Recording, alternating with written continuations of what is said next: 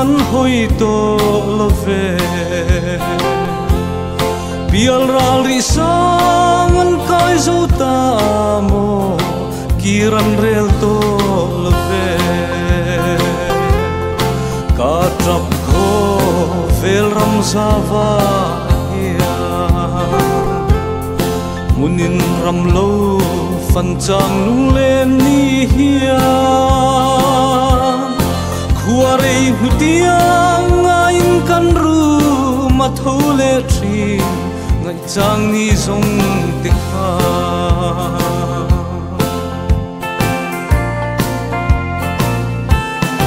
o mahar min nem tu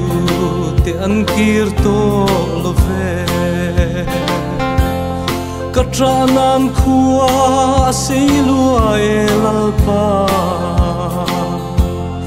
tualan lena mu kanua man mel ne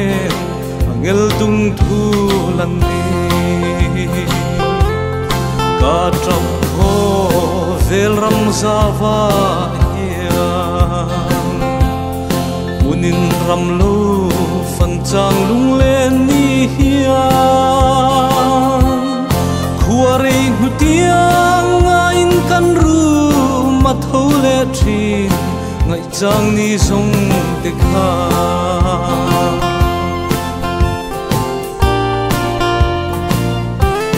sai on lim than bel mangai lung du te ne ral muan na tlang chunga lengi nan oi ka ngak le churam moya chuan o kan la leng sa nga ka trap kho